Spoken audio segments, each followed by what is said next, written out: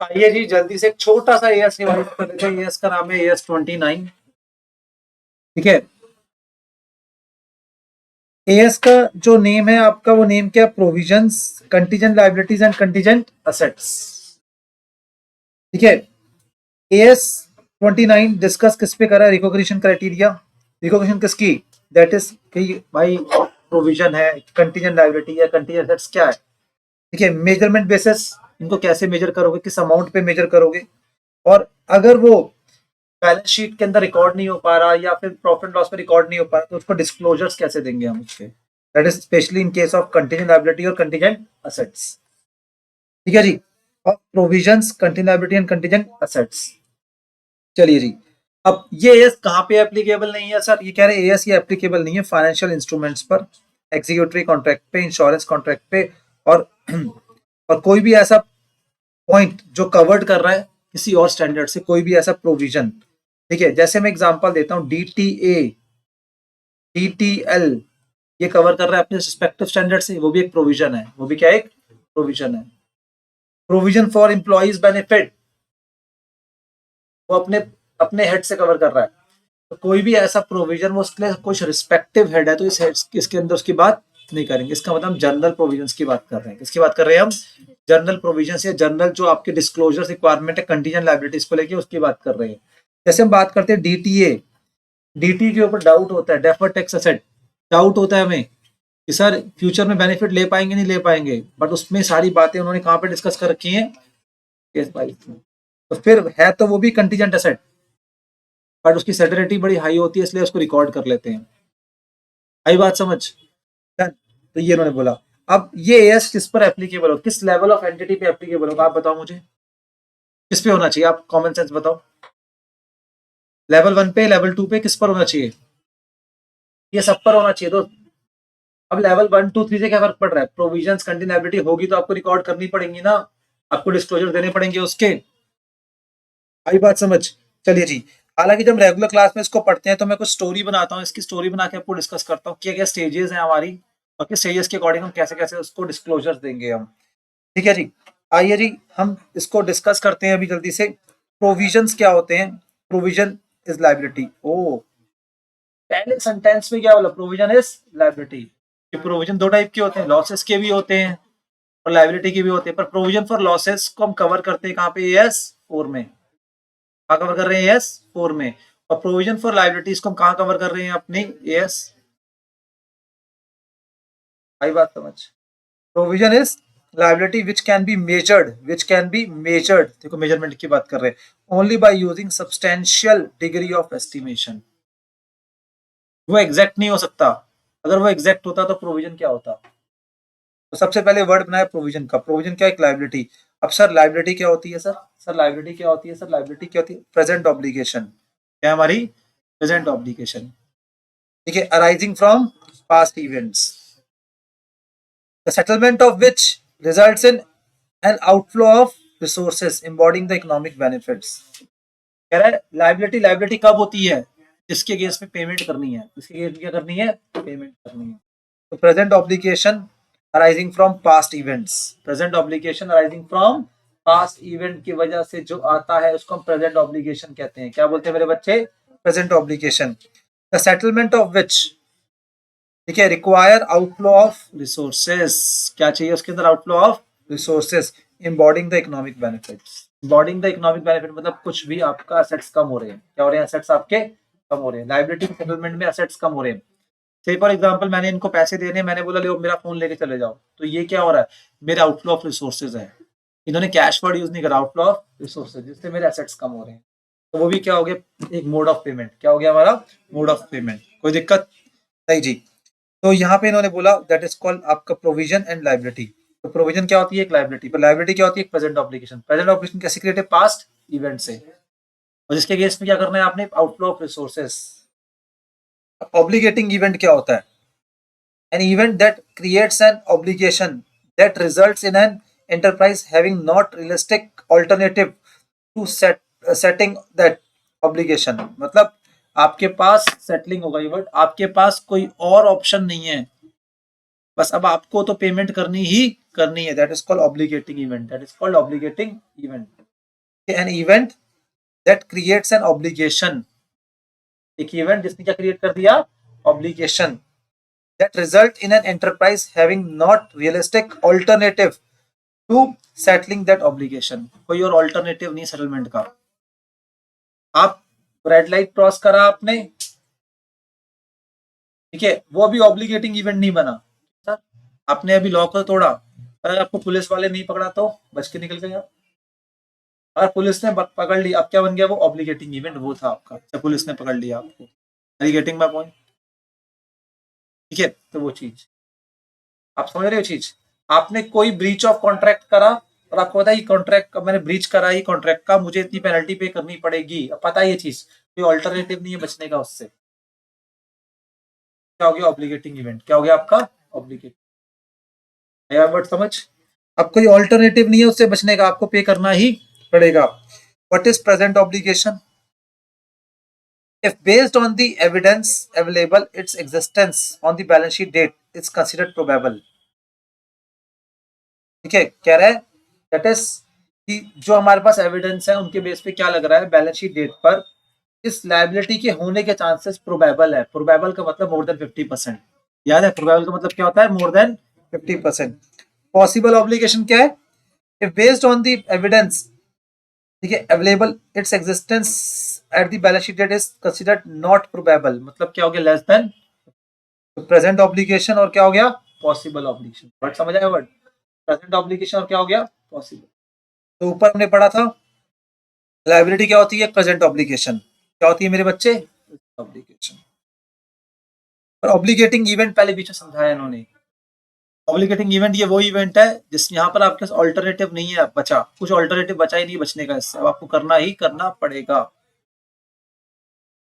आई बात समझ। कि गवर्नमेंट ने कुछ रूल लगाया कि अगर आपने ऐसा नहीं करा तो आपके ऊपर पेनल्टी लग जाएगी, या गवर्नमेंट ने बोला आपको 10th, मैंने 10th 4 तक का टाइम दिया है, 10 अप्रैल तक का, अगर 10 अप्रैल तक आपने ऐसा नहीं करा जो हम बोल रहे हैं तो आपकी पेनल्टी लग जाएगी। 10 अप्रैल आई थोड़ी है, 10 अप्रैल से पहले अगर गवर्नमेंट के अकॉर्डिंग आपने जो उन्होंने बोला वो कर लिया, ठीक है, तो उस केस की पेनल्टी आपके ऊपर नहीं लगेगी।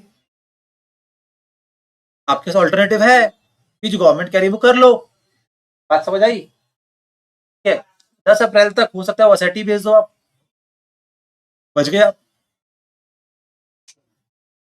अच्छा क्लियर है चीज, तो ये चीज present obligation and possible obligation clear है वर्ड। ये सारी डेफिनेशंस में यहाँ कॉन्सेप्ट यूज होंगे। ऑब्लिगेशन क्या होता है, ड्यूटी और responsibility to act in a certain way, duty और responsibility act in a certain way arising from binding contract, as per contract मैंने बोला आपने काम नहीं करा, ठीक है, स्टैट्यूट मतलब लॉ, कॉन्ट्रैक्ट में जो लॉ ने बस आपको बोला आप करना पड़ेगा। आई बात समझ, या business practice customs to maintain the good relationship. आई बात समझ।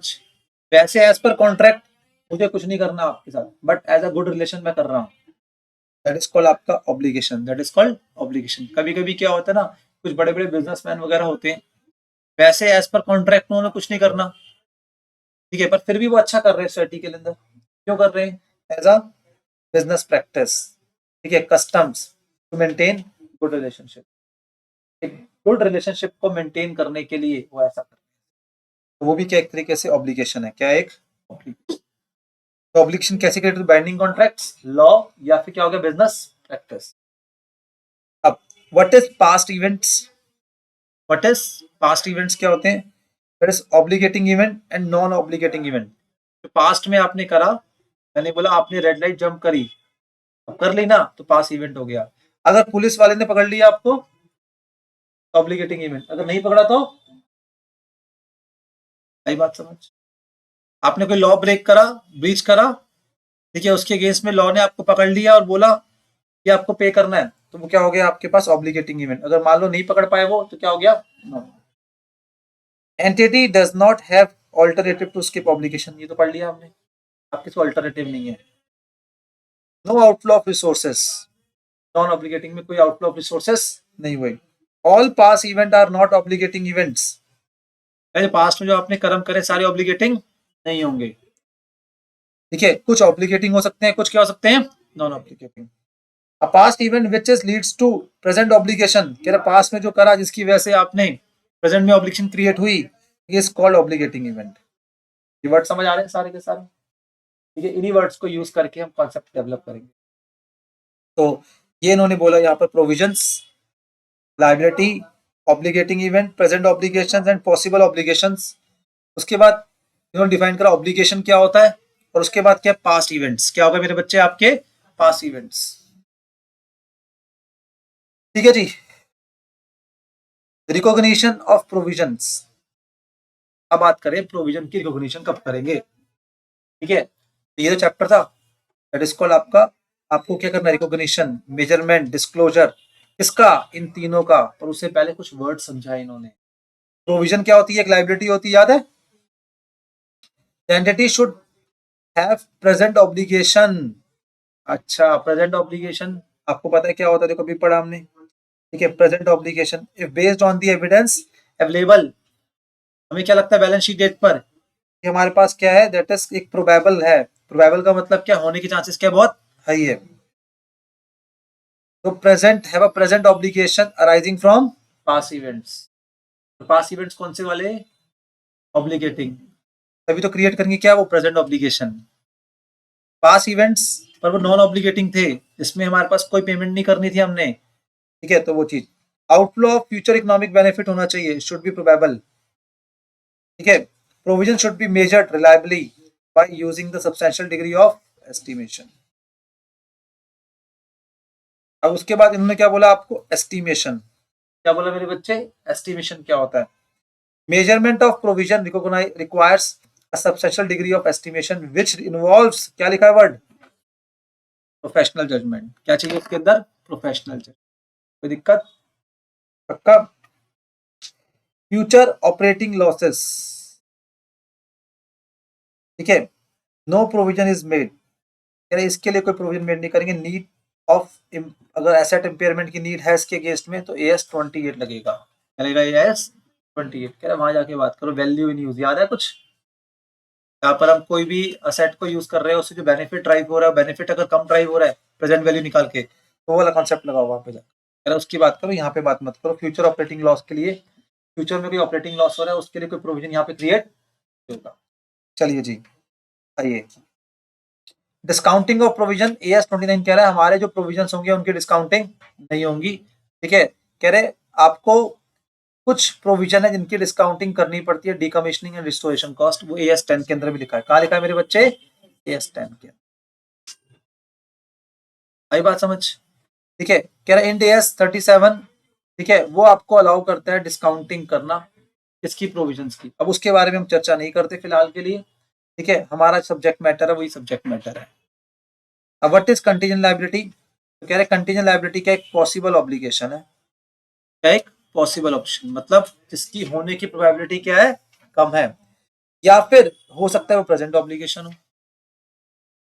पॉसिबल ऑब्लिगेशन है तो existence is confirmed by one or more future events. ठीक है, existence is confirmed by one or more future event not controlled by entity. All well, not controlled by entity. What is present obligation,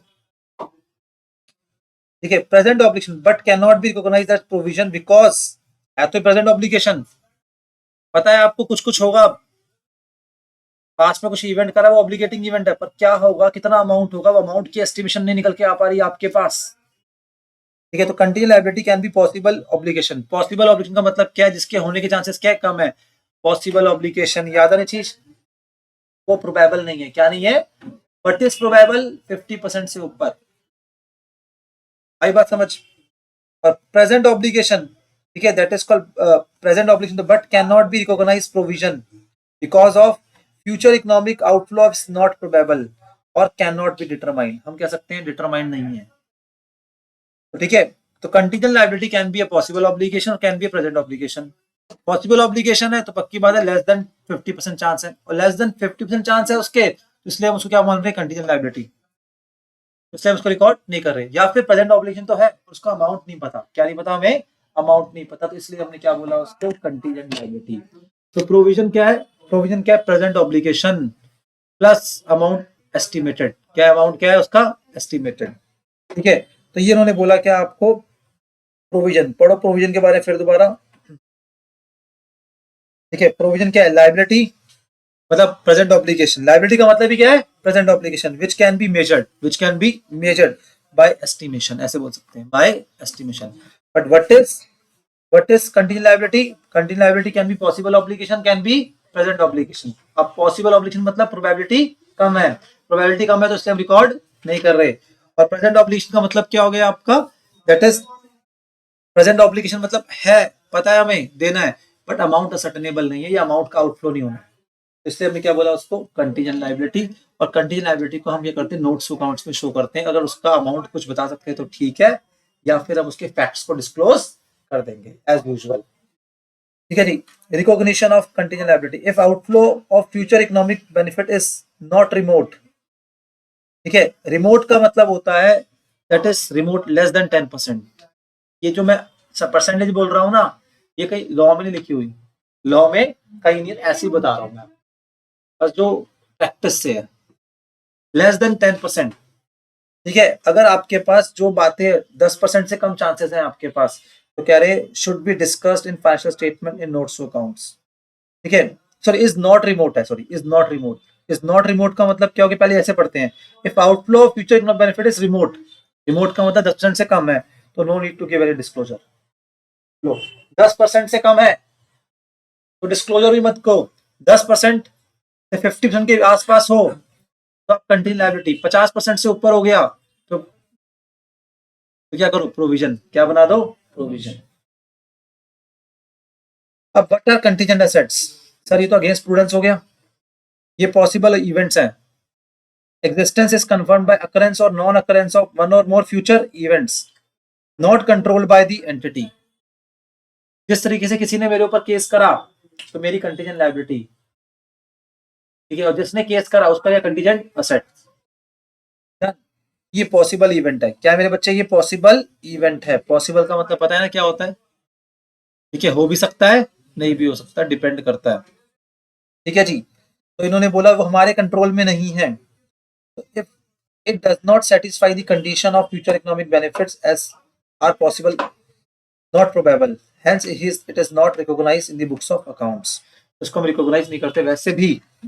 ये क्या हो गया, against prudence हो गया। क्या हो गया मेरे बच्चे, अगेंस्ट प्रूडेंस हो गया। पहले मुझे बताओ ये वाली बात समझ आ गई? ठीक है, तो ये था हमारा ES कौन सा 20